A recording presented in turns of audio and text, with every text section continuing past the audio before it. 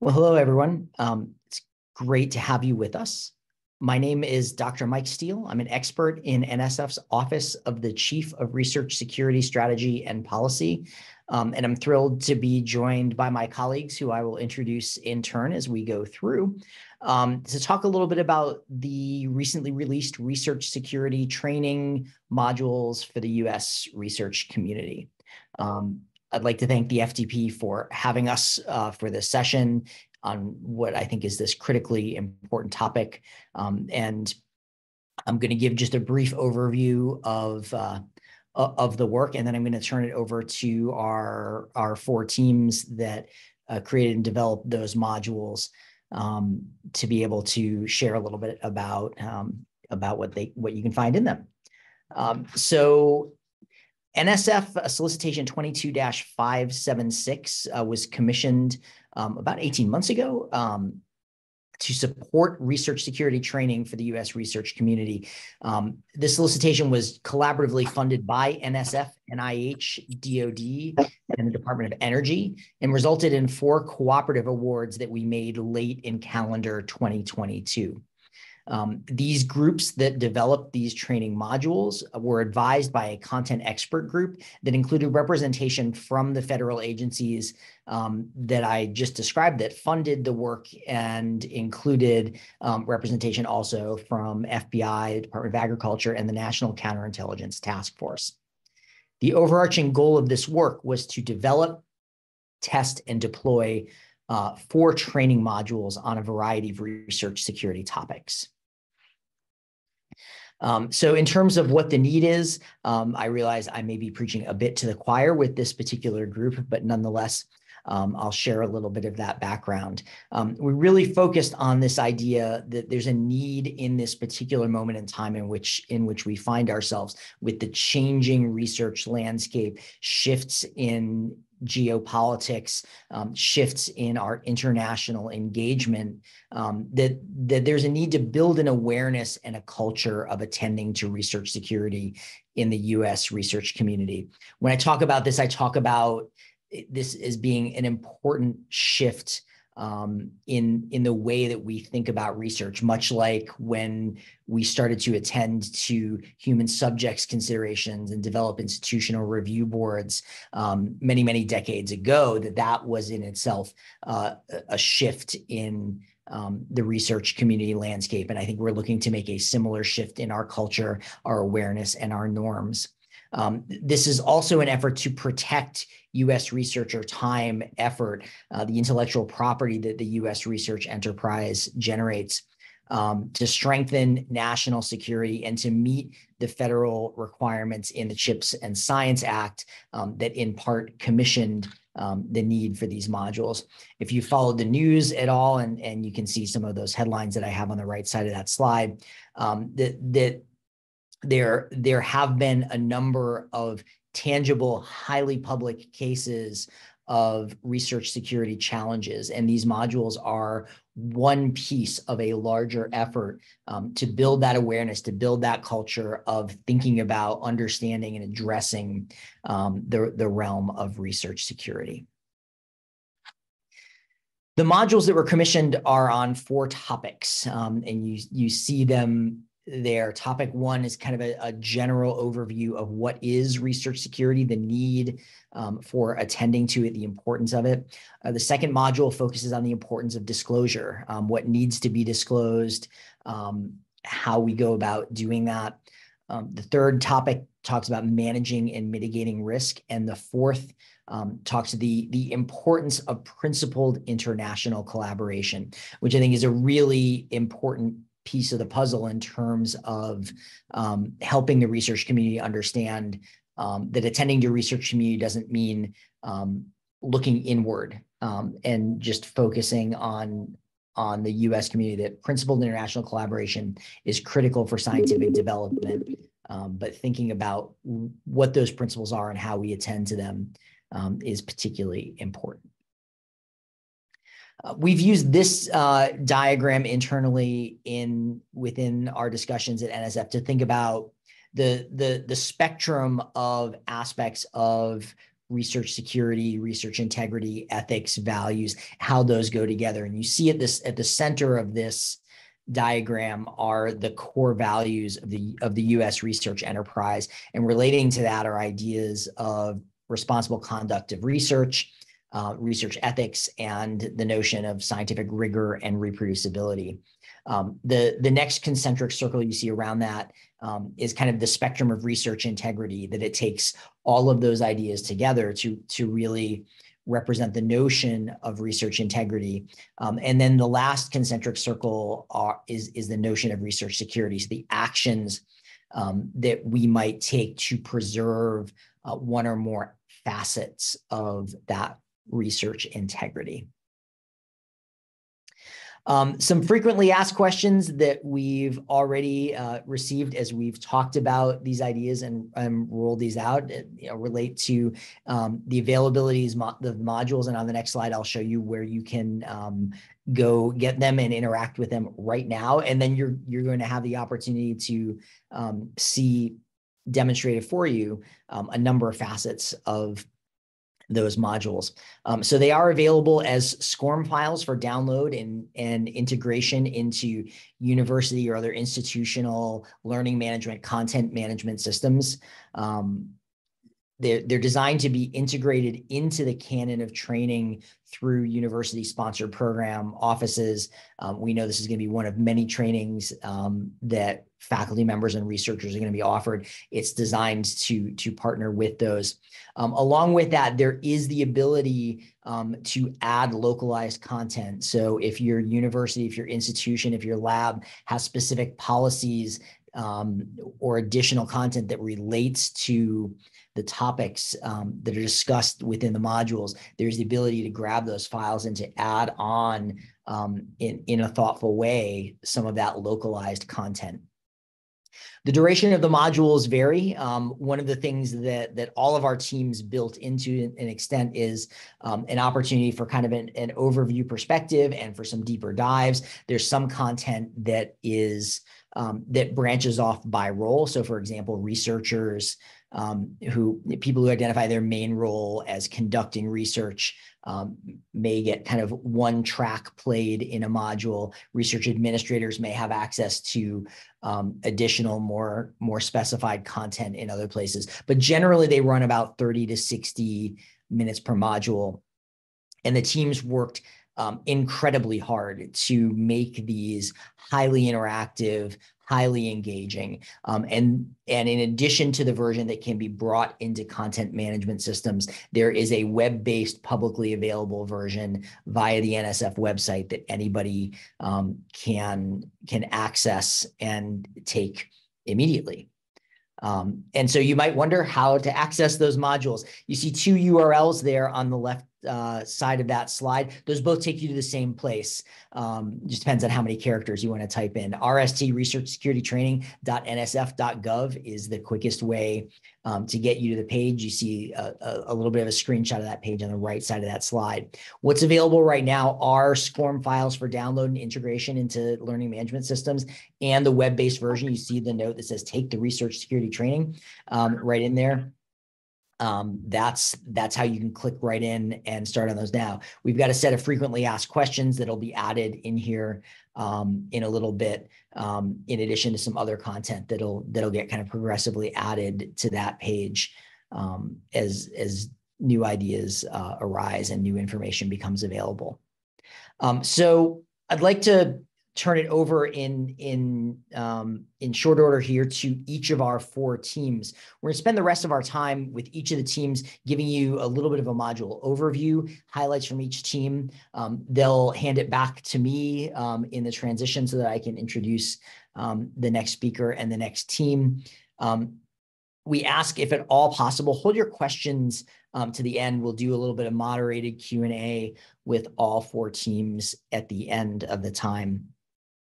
So with that, I'm going to stop my screen share in just a moment here. I'm going to turn things over to our first team, the module on what is research security. And Tana Williams from the University of Alabama, Huntsville is going to take over for us there. Tana is the Associate Director for Education and Training at UAH in the Center for Cybersecurity Research and Education. And Tana, I'll hand it over to you to take it from here. Hello, everyone. Are you able to see my screen? Yes. So as Mike mentioned, my name is Tana Williams. I work for the Center for Cybersecurity Research and Education at the University of Alabama in Huntsville. We created the first module with under a partnership with the Society of Research Administrators International. So we worked together to get this module, this section of the training in your hands. Now, today I would like to share with you an overview of the module's content, just to give you a sneak peek of what it looks like. And additionally, I want to talk about the features of that module. Some of these features are going to be across multiple, you'll see across all the modules. They're in common because we collaborated together. But I'm the one that was designated to kind of give you that little sneak peek. So the title of our module is Research Security Training, the Importance of Research Security. So we're trying to build that baseline of why is it important. On the screen in front of you, you should see the objectives. So at the end of the module, learners are expected to be able to define research security within the context of their work and the research enterprise, identify the key federal government guidance impacting research security, recognize that all stakeholders contribute to research security, identify the core values of academic research and how undue foreign influence threatens the research community, and also to be able to recognize situations that may indicate undue influence. Some of these are just touched on lightly and are covered in greater depth through other modules, but we felt like these were core objectives that any user should be familiar with. We start by defining research security, and research security is defined through the module as the set of principles and actions that safeguard the research enterprise by public and private against the misappropriation of research and development to the detriment of the nation or economic security, related violations of research integrity, and foreign government interference. So through this, we introduce again the related regulations and policies that and procedures that protect IP, intellectual property from theft, misuse, unauthorized access, from insider threats, foreign undue foreign influence. Additionally, we cover the prevention of deceptive practices and the deterrence of coercive methods. One of the first things that we do is we provide an overview of key federal government guidance. And this is one of those opportunities that Mike mentioned where we branch and you get a chance to explore more content based on which of these you're interested in. You do get a brief overview of all four, and then you get additional links where you can do a deeper dive. Also, we talk about the stakeholder contribution, the roles that are associated with research security. So we talk about the role of the researcher, the research administrator, institutional leaders, and then we even touch on the federal government and its role in research security. So, and this is to introduce those who are unfamiliar with the process about the different roles, what their focus is on. And again, this is said in the, and I'll go into this later, but this is said in the context of a conference where we are telling looking at these roles through a character. So you're getting to, you're introduced to the character, and then you're getting to see how the concerns that are specific to that particular role, and then they get a chance to talk about their concerns. Of course, you can't talk about research security without touching on the core values of academic research. So there is a section in the module that introduces users to these principles. And that we have identified as those principles, we've identified openness and transparency, accountability and honesty, impartiality and objectivity, respect, freedom of inquiry, reciprocity, and merit-based competition. We also discuss sources and consequences. That's a QA type session in the module where the characters discuss the sources and the consequences that are associated with research security. So that gave you a little peek at the content of what this first module covers. The next section of this presentation talks about the module's features. And as we were developing that, we collaborated with each other across the teams to make sure that this was engaging as possible.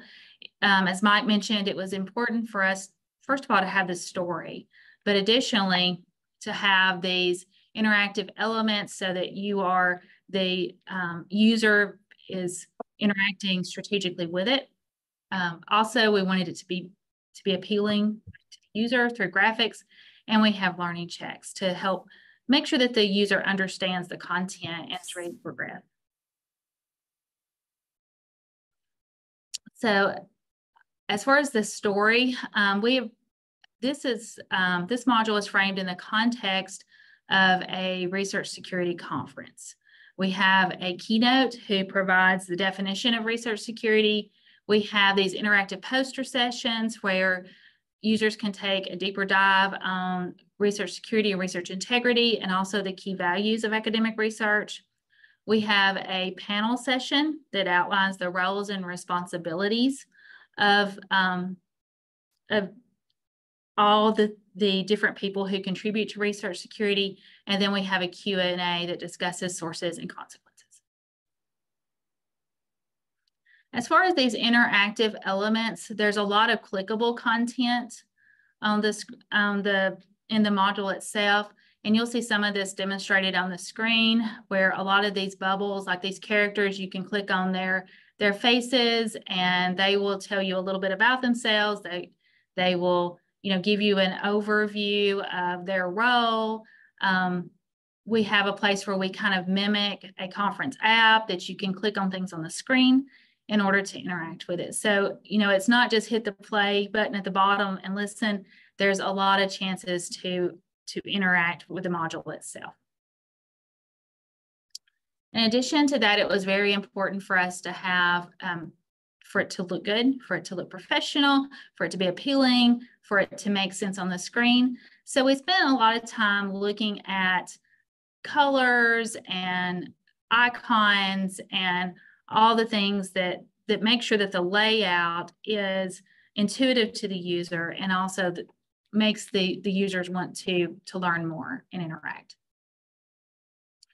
We were very intentional with making sure that the characters we selected were diverse in ethnicity, in gender, in roles, and in backgrounds. So you're going to see characters who are very nascent to research, to the topic of research security. You're going to see others who are serving more as a subject matter expert role and able to, answer questions and offer guidance. Which core value or values best describes the cooperation between NASA and Russia on the International Space Station? As you can see, that is correct. The International Space Station demonstrates reciprocity and cooperation among governments, scientists, organizations, universities, and industry. As you can see on the screen, we have narration that goes with this, as well as the opportunity to click and get feedback. So as we were developing this, I do want to kind of give a shout out to all the people who helped with this. We worked with a content evaluator group that kind of worked with us throughout the whole thing, from the very start to finish, to making sure that it met the criteria and met the needs. Also, we used focus group members, faculty and research administrators, who gave us guidance on both the content and the features of the module. Of course, we worked with the NSF and their staff for wonderful feedback. Also from the other teams, it was a collaborative effort. We worked with across the teams to make sure that you have the best learning experience possible. And additionally, user testing, we pulled in faculty, research students, research administrators from all across the nation to get their hands in this and give us feedback. So this is the best product that we could put forward. So again, this kind of sets the need for research security, defines what it is, puts it in context, tells why it's important, but also it kind of starts that story building process so that you'll see these characters crop up across the other modules. We take the time to introduce those and kind of pull you in. So you want to learn more about them and learn more about research security in the process. All right, Mike, that's kind of the synopsis of Module 1. So I think we're ready to move over to 2. Great. Thank you so much. Yeah, so we'll shift over to Module 2, which is focused on the importance of disclosure. And I'm pleased to be able to turn the floor over to Dr. Kevin Gamache. Dr. Gamache is the Chief of Research Security Officer for Texas A&M System, which includes 11 universities and 7 state agencies within the A&M system. Dr. Gamache has a wide range of experiences, including his PhD in water management, master's degrees in natural resource strategy and management, bachelor's in biology, and served for 24 years in the U.S. Air Force. Kevin, I'm pleased to turn it over to you to talk us through your module.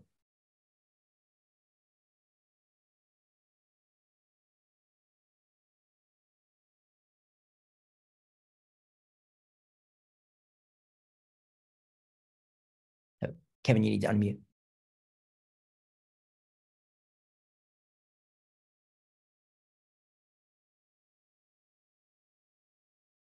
There we go. I'd like to start just spending a little bit of time talking about the team we brought together to develop this module. You see the names on the screen there, but what's not apparent is that we had 2 acting research security officers. We had 3 tenured faculty members with a wide variety of federal funding experience. We had a former Air Force and OSD civilian program director. We had somebody from NIH with a great deal of compliance experience.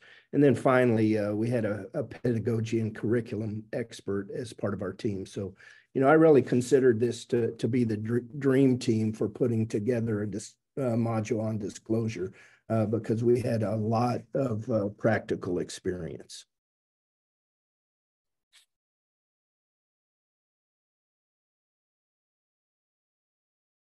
Okay. You're all familiar with NSPM-33, and I'm not going to belabor that at all right now, but I just want you to know that, we followed the latest developments in NSPM-33, particularly with regard to disclosure and the common forms and definitions and that kind of thing. So what we were able to provide was the very latest up until the time we submitted the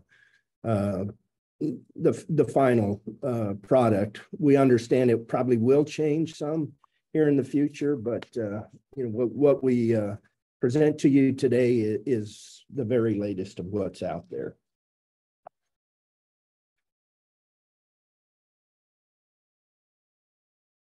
So we wanted to emphasize the importance of research security to explain why disclosure is important, to describe some problematic behaviors, and then also discuss potential consequences for non-disclosure. And, as we work through this, we try to integrate it as well as possible into the other modules. So we used a very realistic and relatable storyline. Probably do not have as many characters as the other modules do because, we wanted to focus on real world scenarios. But everything that you see throughout this module and the other 3 should be fairly consistent. I mentioned that we used case studies and real examples. We thought that was particularly important because there is a lot out there that we see in the open source. We've anonymized these so that the universities cannot be identified, but we've covered all of the really important details of these real life experiences. We were really fortunate to have somebody that is a legitimate pedagogy expert on our team. She provided, I think, invaluable insight, not only for us, but for the other teams as well. So we used a variety of assessment methods to ensure that not only was the module pedagogically sound, but the materials were interesting. And I'll play just a short clip of module 2 here.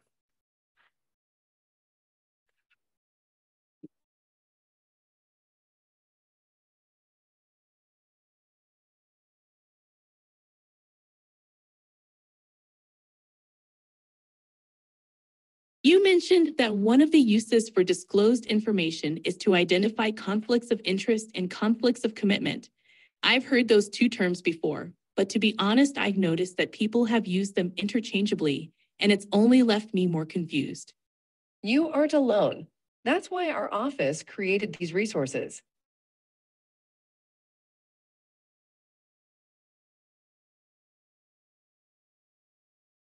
What is a conflict of interest? Let's start with the formal definition of conflicts of interest, also referred to as a COI. From NSPM-33, a conflict of interest refers to a situation in which an individual or the individual's spouse or dependent children has a financial interest or financial relationship that could directly and significantly affect the design, conduct, reporting, or funding of research. That reminds me of a story I heard when I was a postdoc about a researcher who studied a drug made by a pharmaceutical company in which they owned stock.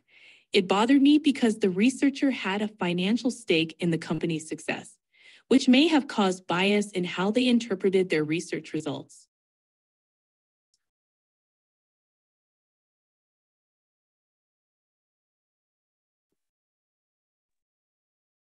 Kevin, by the way, we're seeing your slide and not the module. And if you need to switch the screen share, we hear the audio though. Oh, okay. Well, let me go back, Mike. I didn't realize that that's was happening. Let me start again here. You're not seeing. You mentioned that one of the uses for disclosed information is to identify conflicts of interest and conflicts of commitment. I've heard those two terms before, but to be honest, I've noticed that people have used them interchangeably, and it's only left me more confused. You aren't alone.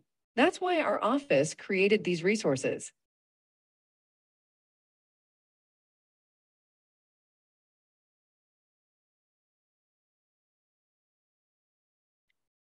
Yeah, Mike, I'm not seeing how I can share that when it pops up like that. Can you share your screen? Yeah, well. Once it's popped up and The choose browser. that. Yeah.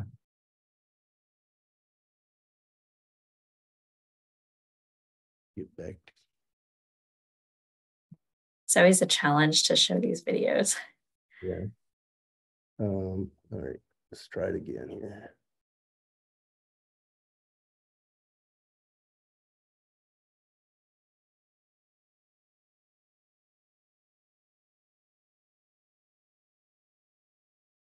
Yeah, but I've lost my my share screen. Oh, here we go. All right.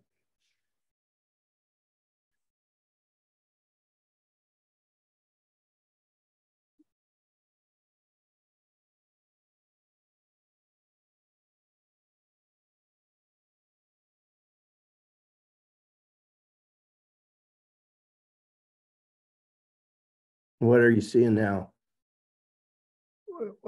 Seeing your slide again. And are you seeing the video?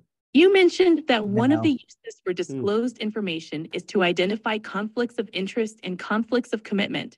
I've heard those two terms before, but to be honest, I've noticed that people have used them interchangeably, and it's only left me more confused. You aren't alone. That's why our office created these resources. Well, I think we've got a technology fail here, Mike. It's the pop-up that's causing the problem, and I see no way to get out of the share screen to change it to the pop-up. No problem. We'll consider this a teaser for people to go in and play that second module on that website that we looked at. I'll own the technology fail. I appreciate. I always think that if something pops up and I'm sharing the screen, that my screen share should follow that, but it'll probably be Apparently it doesn't. Yeah. Sorry about that. No problem. Well, thanks for sharing that, and thanks for giving us a taste of that. So we'll turn next to Module 3, which is on managing and mitigating risk. And as we get the screen share organized for that, I will note that this team was led by Dr. Lisa Nichols, who I particularly appreciate for having helped us organize this session.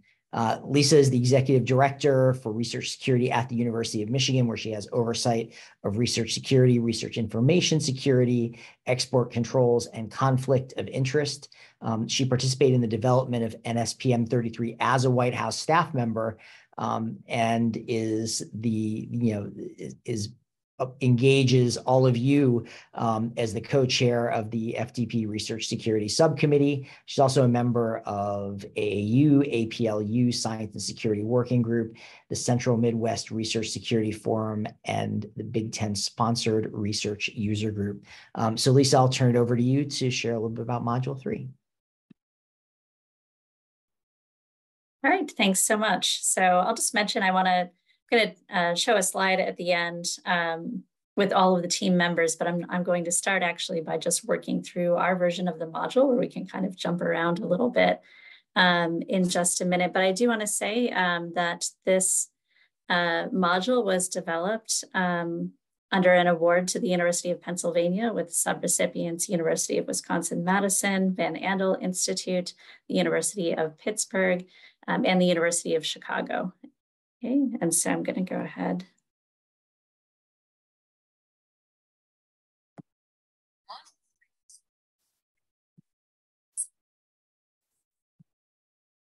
All right, are you hearing that okay, Mike?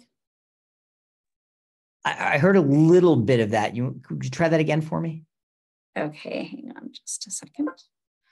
All right. So if I were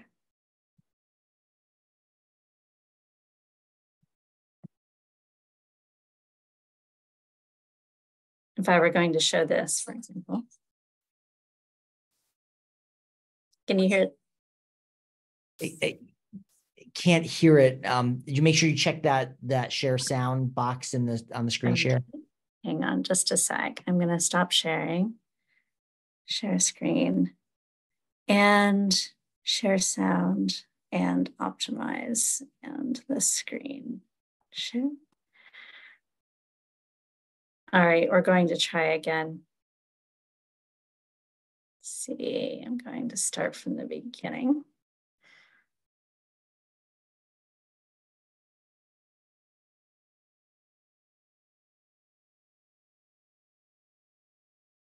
Module 3, Risk Mitigations and Management. Select Begin to access this training. We're good? Yes, that came through. Great. Okay. Thank you very much. So just to give you a sense for this module, so of course the user is going to run through everything sequentially. We have an opportunity as developers to kind of jump around and just show you what this module looks like. So for example, choosing your role, I won't go through everything, but you would identify yourself as, say, a researcher or administrator, and that's going to determine which scenarios you see. There's an introduction. Select each button to the left to learn more about this module.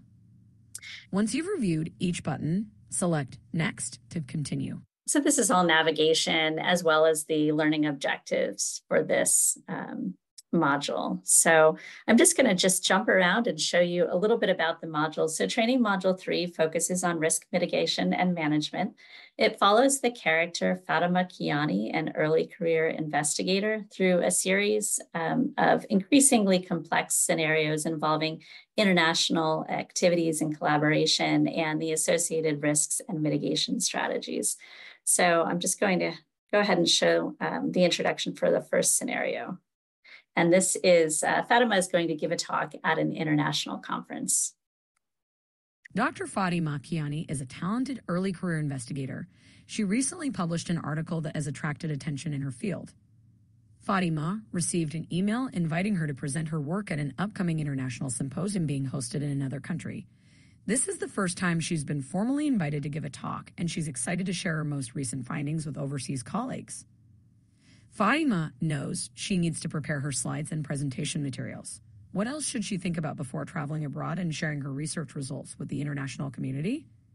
Select next to learn more about potential risks and how to manage them. And so for each scenario, there's a series of possible risks. Select each button to learn about the potential risks of giving a talk internationally. After you review all potential risks, select next to continue. And so the user would then need to click through each of these to hear about the different risks and mitigation strategies. And then we can move on to this knowledge check. Help Fatima mitigate these potential risks by dragging and dropping each mitigation strategy above onto its corresponding risk below. So this is one of two types of knowledge checks that we employed for this module. So for here, for example, theft of data, taking the minimum data necessary. That is correct. Take all the information you need for your trip. To limit the risk your electronic devices could become infected with spyware, your institution may loan clean laptops for international travel. Select Read More to learn more about traveling safely with technology and devices, or select Continue to review another risk mitigation strategy. So if they click on Read More, and this is where I know Mike had mentioned that the scenarios can be anywhere from 30 to 60 minutes, and that's really a matter of whether they access this additional content. So if we click on Read More, select a link to learn more about a topic, or select Close to return to where you left off. You have these different links that you can click on for additional information and just kind of scroll through here. I'm going to move on and just show you a little bit of scenario two, just the introduction. So Fatima's presentation then leads to a request for sharing data and materials. Fatima's presentation was a success. One of the attendees approaches her to ask if she would share her data set and materials so they can evaluate the potential for a future collaboration. Fatima is flattered. She's excited about collaboration opportunities, since this could show that she's establishing a truly independent career.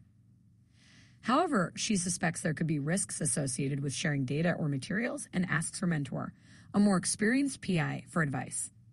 They happily point Fatima to institutional contacts and resources that help her identify and mitigate any associated risks. Select Next, learn more about potential risks and how to manage them. So then we'll just move on to scenario three, where discussions on a collaborative research project follow. Sorry, this is really tricky. Here we go. Fatima's new colleague found a new avenue of research related to Fatima's data and materials. They contact her to discuss a collaborative international research project between the two labs. Fatima is thrilled over the prospect of this new collaboration. If successful, their research could be groundbreaking. Luckily, Fatima and her colleagues were successful in getting resources to allow the team to take their work to a new level. What potential risks do they need to consider as they kick off the collaboration? Select next to learn more about potential risks and how to manage them. We move to the risks. Of course, as you move deeper into a collaborative relationship, you need to remain aware of issues we've discussed already: travel safety, export control, and IP protection. As your research collaboration ramps up and your team begins to produce results, there are things that the team does control that you need to think about and discuss. Select each button to learn more about the potential risks of collaborating on a research project. After you review all potential risks, select Next to continue. So I'm just going to click this first one here just to give you a sense for this. Improper authorship attribution and other collaboration risks. Research fields have different norms and traditions, particularly around attribution of authorship on publications. Researchers in the same field, but in different countries, can have different norms and traditions. Without laying the groundwork for a common understanding of how your specific collaboration will work, different unexpressed assumptions can lead to conflict. And so then if we go here. Help Fatima mitigate these potential risks by selecting appropriate mitigation strategies. This is the other type of knowledge check that we employ in this module. So for example, if we go here to implement a funded or unfunded collaborative agreement between the institutions, Is that appropriate or inappropriate? They would choose. That is correct. An agreement between your institutions can establish clear expectations for financial commitments, scientific collaboration, regulatory issues, publication, and intellectual property. Select Continue to review another risk mitigation strategy. And so I'm going to be mindful of the time and also don't want to take you through the entire module, but just want to give you a sense for it. So in scenario 4, Fatima's international collaborator sends a student to her lab to conduct a series of joint experiments using her equipment. And so I think I'll just briefly show you the mitigation section. The student Fatima will be hosting Join Her Collaborators Lab after the project began. So as a routine security practice, Fatima provided her institution the necessary information for screening. Review sponsored research agreements for terms related to hosting visitors and obtain necessary approvals before commitments to host the student are made if the visitor will access projects other than the current collaboration. Fatima needs to make sure she understands the visa requirements for the student she will host. She will need to work with her institution to issue the visiting student the formal letter of invitation they will use to secure a visa. Fatima will also need to ensure that the experiments are planned so that the visiting student can complete them before their visa expires. To ensure Fatima is aware of signs of potential loss, theft, or diversion of intellectual property, she should consult with her institution regarding potential insider threat risks. Fatima does some of her work in a center across campus where restricted access technology is housed and needs to ensure that information related to these and other projects are properly secured. When the student arrives, Fatima needs to onboard them with safety, data security, or any other training just as she would any new trainee. And finally, Fatima may need to disclose to her sponsor the visiting student's effort and any funding they bring as other support. Okay, so then we have scenario 5, which finds Fatima with an offer of an international appointment. I'm not going to play that for you, but I just also want to note that we have scenario 6. Institutional considerations. Select Begin to access the scenario. So institutional considerations would only be if you chose the role of research administrator at the beginning of the module. Otherwise, for researchers and trainees, the module will end after scenario 5. And so that's the bulk of the module, just in terms of a broad overview. We really aimed to identify risk considerations that are associated with these international activities and the information and resources that are going to facilitate risk identification, assessment, mitigation, and management. I'll just say in the early stages of our focus groups, we heard from PIs that their time is limited, and so they're looking for shorter modules. But we did also hear from postdocs and graduate students that they really wanted more information, for example, with respect to international collaborations and what they can share and protecting intellectual property. And so again, we sought to include that additional content for individuals who are interested, but try to keep the module streamlined overall. And so last thing I want to do, I'm just going to stop sharing this video and just really quickly want to bring up this one slide. Hang on just a sec. Okay.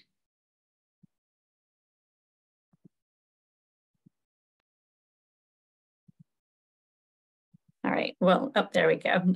So these are the members of the Training Module 3 team. Some of them are probably very familiar to you here at FDP. They're part of FDP or have been, and certainly you see them at meetings. We also had the great fortune of working with the design and development team, the Learning Center, essentially at the University of Pittsburgh. And so all of those members are listed here as well. Thank you. Thanks so much, Lisa. I do want to note, I see the questions coming in the chat. Keep those coming in there after our 4th module. We'll be happy to address those questions and as many more as we have time for.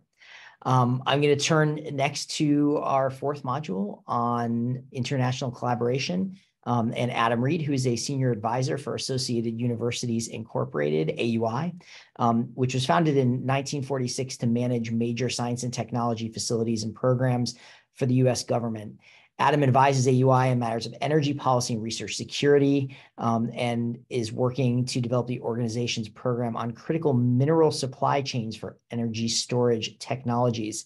Adam served as the Director of Education for Renewable and Sustainable Energy Institute, has had his work published in a wide variety of venues, and has contributed to special reports for the Department of Energy, National Commission on Grid Resilience, Colorado Energy Office, and the National Resource Defense Council, among others. And Adam received his JD from the University of Colorado Law School. So I'll let Adam take it the rest of the way. Thanks so much, Mike, and hello, everyone. I'll talk briefly about Module 4, which is the module on international collaboration. AUI was really excited to be approached about this module because we manage large scientific facilities. And because of that, we often deal with a lot of international collaborations everywhere from individual researcher to researcher collaborations to broader institutional level collaborations. And so the opportunity to contribute to the research security trainings in a way that provides some balance and nuance to how researchers and administrators and even students may navigate some of these issues was really important to us. So I'll talk a little bit about this module's aims and philosophy, which are, it's a bit distinct from the other three. It's kind of a same but different kind of module. We'll look at the key ideas that we're trying to get across to learners, and then briefly talk about the approach, and then I'll wrap up pretty quickly here. The first is that our major aims are that research security threats are real, obviously. You've heard that from the other participants. That's obviously true. But part of this module's goal is to stress that efforts to enhance research security have to be balanced by a continued commitment to international collaboration and support for the U.S. culture of open science. And so our goal with this module is to act as something of a counterweight to some of the research security threats and identification that are occurring in the other modules.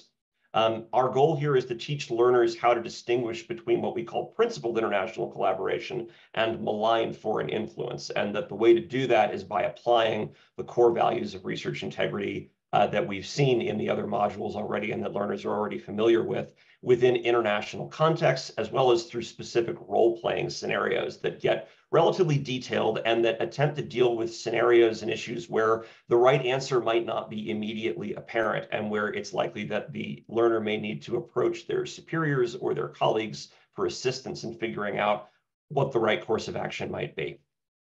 You've seen these already, so I won't belabor the core values, but these are kind of the linchpin that pulls together research integrity as a means of understanding how to create nuanced research security determinations. The first key idea, which takes up roughly half of the module time, is helping learners understand just how important international collaboration is to the progress of scientific knowledge, that this isn't just a matter of walling oneself off from the broader research community in order to protect our research from malign influence, because if we just were to do that, that would be almost as bad as letting them steal it. I mean, the damage from losing that international collaboration is quite serious. And so we spend a lot of time trying to get that across to learners, that you don't want to shy away from international partnerships just because there may be some due diligence to perform on research security, and that due diligence, even if it is a bit onerous, is worth it. It's important to your career, it's important to science, it's important to your institution.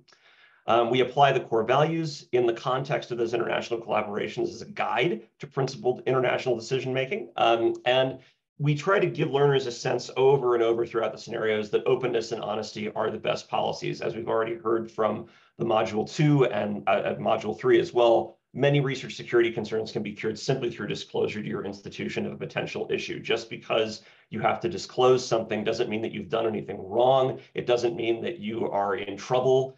This is part of how we address this as a research team and as an institutional team. And they'll explore role-playing scenarios where, as I've said, the right course of action might be ambiguous on topics related to things like foreign talent recruitment programs, reciprocity at institutional levels in between two universities or between universities and institutes, and the pressures faced by foreign-born researchers in the US who may feel especially targeted by research security if it's not handled in a sensitive way, and how to deal with that in a way that is supportive and that it creates a supportive culture of research integrity. The big message here for everyone, administrators, researchers, graduate students, even undergraduate research students, is don't go it alone. When you identify a potential issue, get help from your supervisors, your colleagues, your administrators, NSF as well. They're not the scary people in DC. They want to help. We're all on the same team here. Our approach here, this module is a little bit different than the other modules, so we use a slightly different approach. This approach is non-linear. So in addition to being able to choose a research role of an administrator or a researcher, we also wanted this to be available to students so that graduate students and undergraduate students could start getting introduced to research security and research integrity training early on in their careers so that it can be become kind of second nature to them. You'll see the same topics, but from different perspectives and vantage points. And then the actual content, the scenarios and the role plays are designed as choose your own adventure style stories. So you make decisions within the module, as we can see below, with a researcher here that has to choose between 5 different options, and that will choose how the module progresses. We use lots of interactive graphics, games, quizzes, Easter eggs, much like the other modules, in order to keep learners engaged and entertained. And we utilize character-driven storylines that use intrigue, humor, a lot of pop culture references in order to tackle complex, nuanced distinctions and to appeal especially to younger learners. It doesn't come across as a lecture, but instead everything is very dialogue-based, and we use a lot of relaxed, friendly, banter-filled conversation. And our goal here is to model common learner concerns and anxieties so that learners, especially younger researchers and students, can see some of their anxieties represented and seen. And to show that, like, yes, everybody's nervous about this. It's new. We don't know exactly how to do it yet, but we're all here to work on it together. And we want to foster that open environment where questions to supervisors are encouraged. You can see examples of some of our quiz and interactivity type elements. We have these things called random super hard questions, which is a guessing game. They're information about international collaboration that no normal, well-adjusted person would know the answer to, but you take your best guess. And you get to learn interesting things like that 40% of all US STEM patents were awarded to foreign-born STEM workers in 2018. This helps to frame the importance of international collaboration to science. We also have games, much like the other modules here. You have to drag the inventor of a particular item to that item, all the inventors, of course, being immigrants to the United States and the history of international collaboration. We have an animated timeline feature that learners use to see how international collaboration and immigrants to the US research system contribute to the development of major scientific breakthroughs. And we have character-driven storylines. 2 main characters kind of lead the module. Samir Tanasha, who's a postdoctoral researcher, is kind of the main character. And then his boss, Fatima Kiani, who's an assistant professor and Samir's direct report. And we have other minor characters that come in and out periodically throughout the scenarios. And again, depending on which pathway that you're on. We use recurring comedic elements to bring up and introduce complicated concepts in ways that will engage the reader early on. So Samir and Fatima are supposed to be following a script, but Samir is constantly departing from the script. He's quirky, he's a sci-fi nerd, he's making pop culture references, he daydreams a lot, and we get images of what's happening within his imagination. He's also a practical joker, so he's constantly trying to convince the other characters that he is someone else. In one scenario, he tries to convince people that he's from a mirror universe and he's an evil version of himself. In another one, he's a time traveler. And it's all a means of modeling how Samir's kind of quirky behavior is a cover for his own anxieties. And that's always kind of comes up in these storylines, that he does these things because he's nervous and he's worried that he's going to do something wrong and get into trouble. And then we use those casual asides and departures to reveal those anxieties and open those up for more serious discussions as the scene goes on, to create comfort on behalf of the user, to see that, yeah, everybody's a bit nervous about all of this, and that's okay.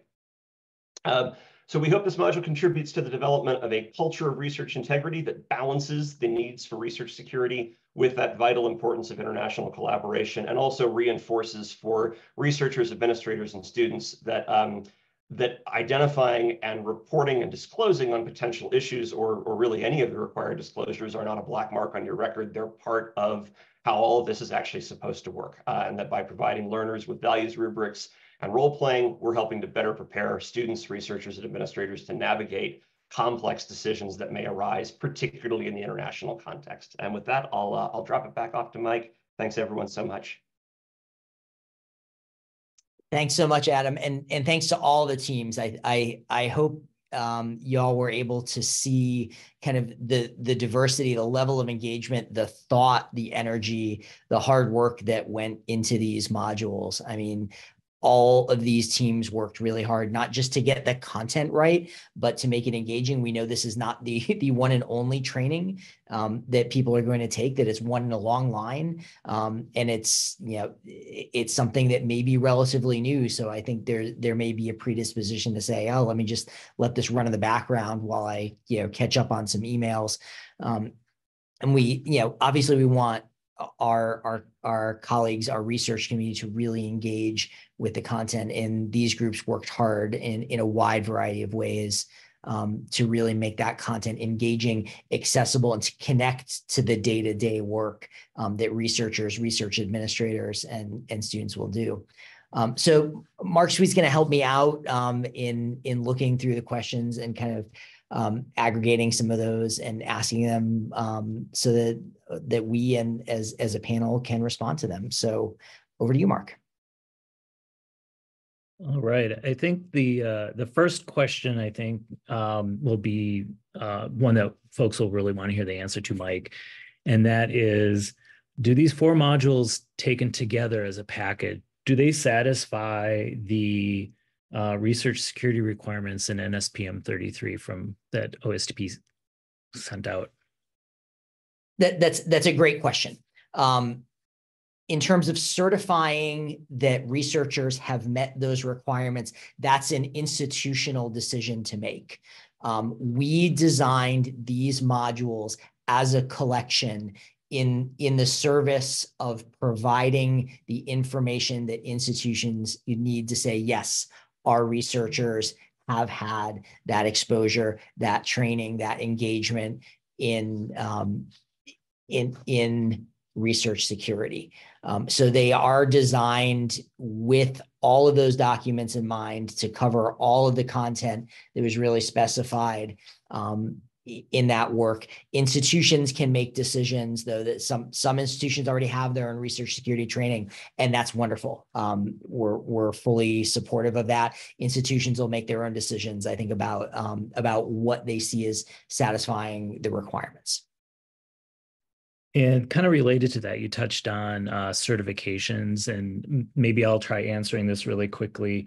So if you're using the modules as delivered and watching them on the web, I believe Gene Feldman said in the last session that you can get a certificate of completion. And institutions are allowed to download the SCORM files and integrate them into their own learning management systems. So if you want to have a more robust tracking of folks at your own institutions in terms of maybe who you would require of the training, that would be done in your own learning management system or in a related way. Mike, there was another question that came in about the length of time for the modules taken together. And you said that they're designed to be 30 to 60 minutes. And I think what we've seen from the developers of the modules, that some of them you can really do deep dives and get a lot of additional information. Do you have any sense of if you did all of it, how much the total amount of time would be? I'm not sure we aggregated it all up. I think in the user testing that the groups did, there weren't many that kind of came in over 60 minutes. So I'd say it's certainly less than 4 hours in the aggregate if you click on every single thing, read through every bit of information. But as you've already seen, like, it's not just a narrated set of, it's not PowerPoint karaoke that just runs through in the background. So some of it'll be depending on what people click on, how long it takes them to read through static documents, how much time that they engage with those other pieces. And as one of the subrecipients working on this, I think and being on the research security subcommittee, I think what would be useful to note here related to that is institutions can augment the modules with institution-specific information, and that clearly might adjust the time of the modules. Can I follow up quickly on that, Yeah. or I could just get some clarification from Mike. In terms of the modification, is that something that's to be kind of appended to the modules? And I know there had been some discussion on updating content and maybe being able to push that out. Is that a reality, do you think? Or just trying to help people understand that the extent to which they might modify them, and if that would have any ramifications with respect to later content, or whether they would simply, draw down the new SCORM files. But again, if they've integrated anything, they might have to do that again. I don't know if you have any clarification on that. That's a good opportunity for me to say we have in our employ a technical team set to support the implementation of the modules that can help answer some questions like that. I did see something come through in the chat saying, hey, we noted something that didn't work. Who do we talk to? There's an email inside of each of the modules to be able to do that. But to Lisa's question, I think we've still got that team also looking into how to push out regular updates. I think obviously at the very minimum, if you come back to that landing page and something's been updated, we'll certainly note the month and year that something's been updated. I think my understanding though is if you add in your own content, that it takes away any ability we might have, which we don't have yet, but that we might have to push out an update. So in the short term, we'll try to communicate if there's something that's been updated and make sure it gets spread far and wide to y'all. But I think that's the next piece we'll want to look at on a continued roadmap for this, is like, how do we automate some of that maintenance work? In terms of where in the modules you can update, I think there are a lot of different possibilities for that. Some of the modules actually left some placeholders if you download the SCORM file to be able to put specific sorts of documents in there. So depending on who you might have at your institutions who's fluent and flexible with articulate storyline, there's probably a million different ways that you could think about integrating some of that content in. And Mike, there was a question that came in sort of along this line. If has there been any conversation with entities that provide with these training modules, like the city group, not city group, but city training, or some of the other entities that provide training? So these, yes, these are free to use and to download. So in fact, I'm glad City came up as an example, because they actually emailed us on Friday and said, hey, we see these are available. Can we pick them up and use them? And the answer is yes, these are freely available. I can't speak to what City might do with them. So they may roll them out through their existing infrastructure. So for universities that subscribe to their content, you may see those roll in through their venue. These will always be available and free to download and integrate and to take and use on the open web. And also, to get back to that question on tracking, Mark, your explanation was absolutely spot on in terms of integrating these and tracking. The web-based versions of them at the very end will generate a very no-frills PDF where you can type your name in, print, it'll give you a PDF, you can print out your certificate. There's no tracking involved in that. So if you want the tracking, you want to go the extra mile of integrating that into a learning management system. But there is at least a little token at the end of the online versions as well to generate a completion certificate. And I'm That sure might be suitable for framing. Yes, absolutely. I was going to say too, it might be good for, smaller institutions might just want to utilize the website versus a system. For sure. There was a question that came in about, I'll paraphrase this a little bit. There was some mention about postdocs and grad students taking the training. So maybe there could be just a statement from Mike or any of the developers on who should be required to take this training. We looked at these really as for anyone who has a role in the U.S. research enterprise. So researchers are kind of front and center, research administrators as well, as maybe your most prominent audience, but absolutely students. You saw a little bit of the module that Adam and his team produced that really features a postdoctoral researcher as the main character through whom we're experiencing some of these dilemmas. So yes, absolutely. Postdocs, graduate students, undergraduate students engaged in research. I think this is great content for them. There was a question that came in about downloading into Word, and if you can then use that to compare with like other training modules that an institution might have. I don't know if anyone knows enough detail to comment on that. I can say generally the modules are complex and interactive, so it's not. There is a transcript that you can see within the modules, and that would give you at least a little sense of the content, but there isn't kind of a straight script for every one of them that you can extract from them. We have just a few minutes left on this schedule, and I think we should open up and allow anyone to actually use their voice if they want to ask a question. And Mike, just quickly following up in terms of like who, it'd be beneficial to take versus who is required to take. From an NSF perspective, at the very least, has that been determined? So I think the way this will work, and you'll see this in updates of the proposal award policy and procedures guide that's forthcoming, is that similar to IRB certification, like the research security certification will be a checkbox on a cover page. So if I were my own sponsored program office, when I'm not at NSF, I'm a professor at Ball State University. So I'm thinking about my own sponsored program office. I would suspect they would want anybody who is named at Ball State who's on that proposal that I'm sending into NSF to have taken that training so that they feel comfortable checking that box and sending things in. Thanks. Chris, you look like you're volunteering to talk.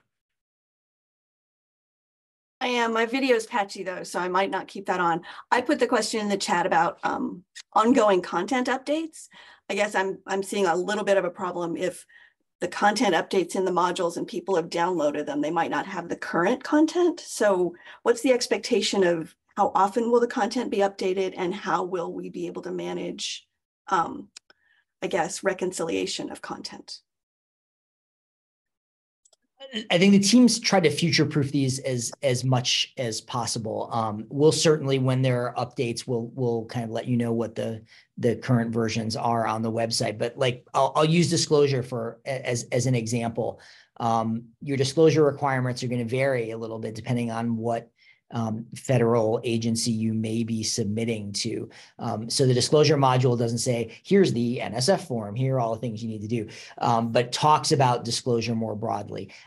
When we have significant requirements that change, obviously, I think that's going to be a conversation that we'll have internally to think about, is this something that merits an update? Our teams have done lovely work, but they're also they've also finished with that work of developing. Our maintenance team can make small changes to the modules as we go, as we need them. If there are larger changes, I think we'll need to look at kind of what the pace of play looks like for making those updates.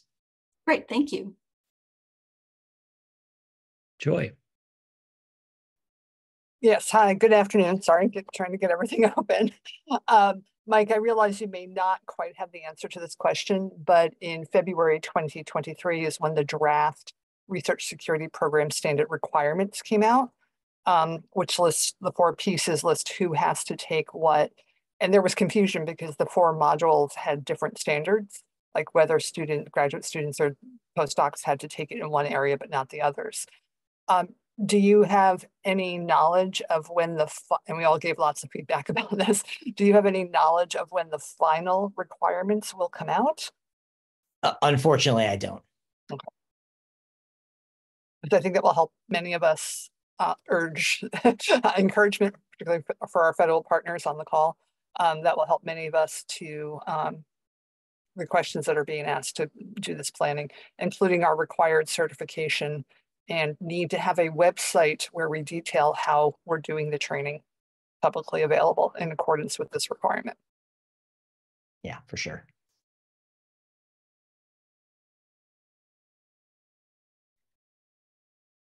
Mike, on behalf of the FDP Research Security Subcommittee, co-chairs Lisa, Doug, myself, Sarah, I really want to thank you and all of the other module developers, those responsible for putting this great content together, for coming and talking to us. And it's like fresh. And now it's a little bit more real. We can start looking at it.